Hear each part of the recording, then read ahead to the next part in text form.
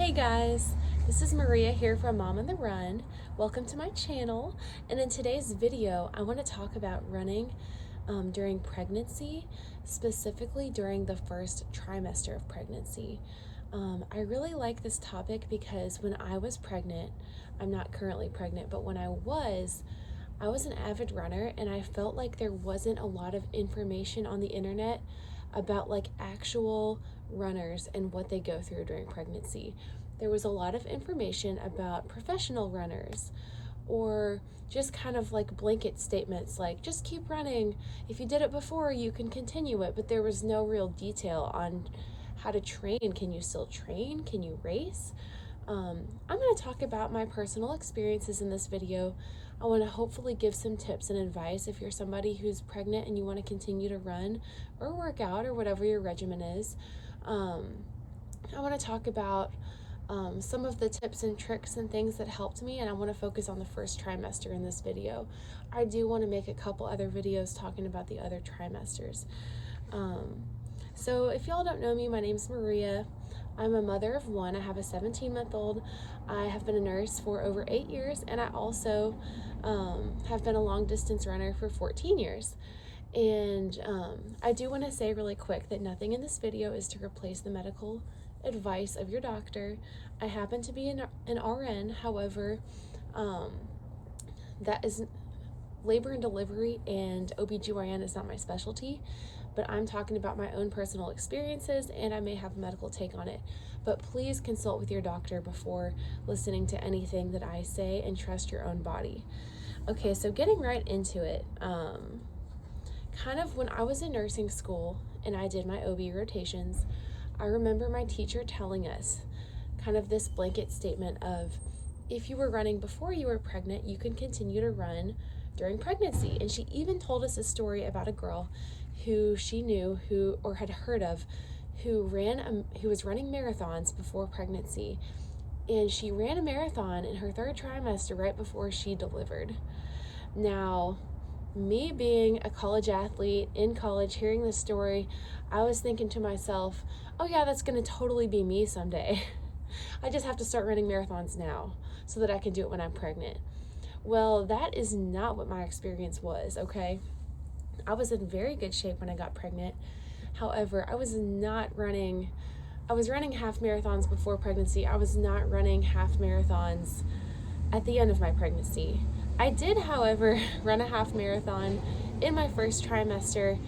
I was very careful with this, and I want to talk about that at the end. But I just kind of want to talk about my experiences with the first trimester of pregnancy, and how really just little information I got. So when I went to my doctor's office, and for my first appointment, when I saw that heartbeat, that fetal ultrasound, I was so excited, and like literally one of the first questions I had at that visit was like, can I still run? And my doctor told me that same blanket statement. She said, if you've been running before pregnancy, you can continue to run during your pregnancy. And so I thought, well, great. So I was like, can I do speed work? How fast can I run? And she said, don't get your heart rate above 130. Now, I personally have never been one of those runners to wear a heart rate monitor. I have never in my entire running career of over 14 years ever raced or trained with a heart rate monitor. I just don't. I go based on feel, I go based on effort. I, have certain times that I try and hit or whatever. So I did check my heart rate during pregnancy from time to time. Like I literally did a pulse check. I have an old GPS watch, so I'm kind of like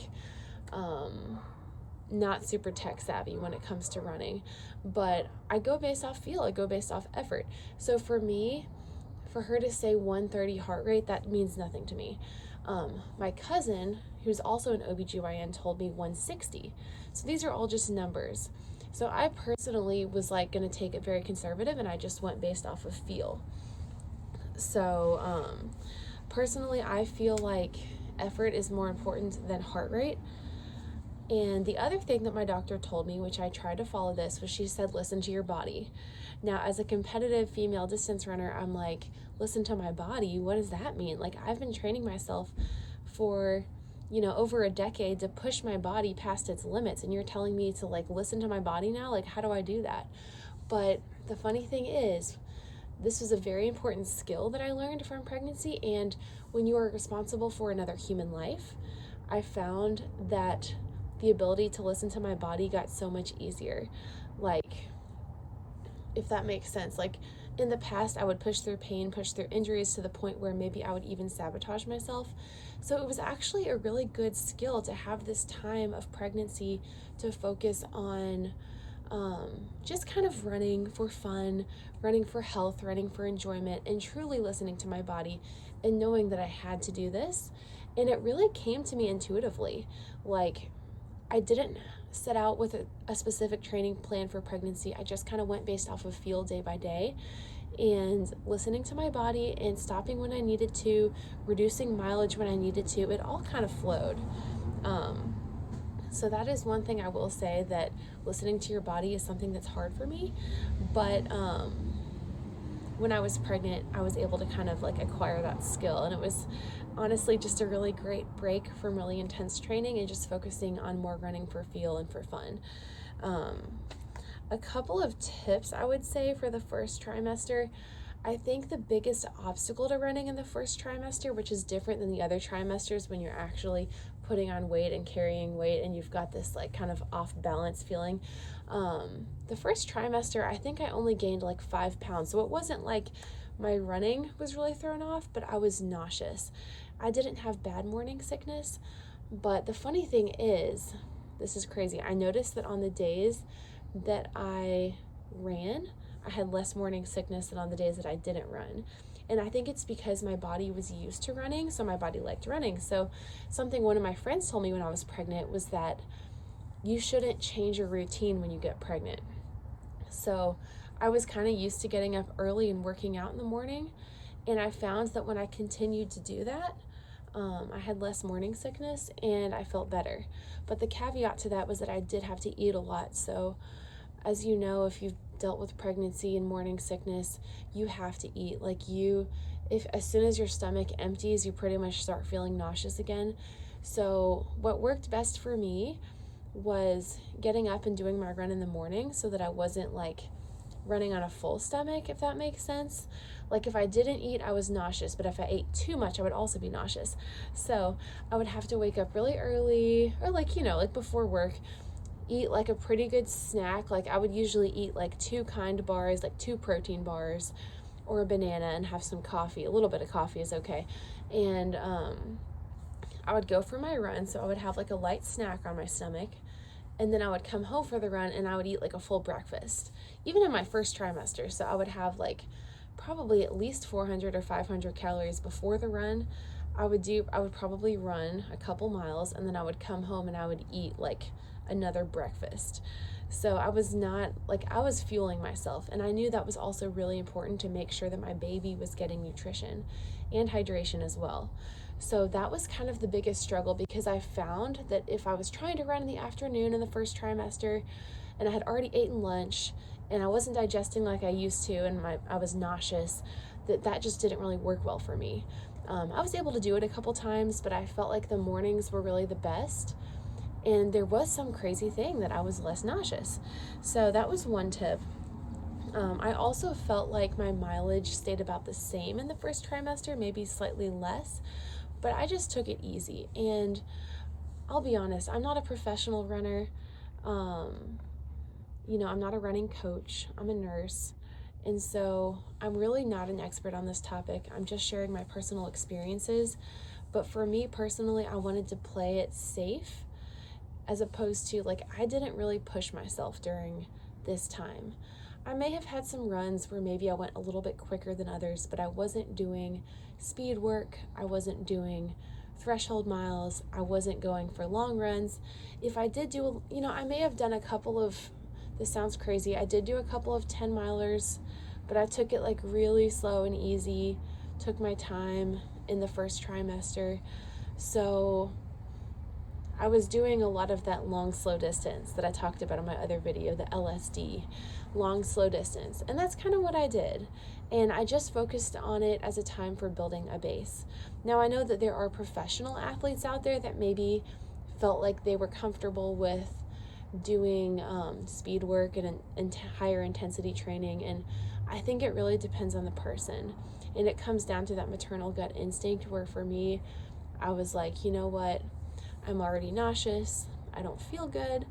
My body is not happy with me right now. I'm not going to push it. I'm also, expending calories growing this human life. So for me, easy runs was like kind of what I did.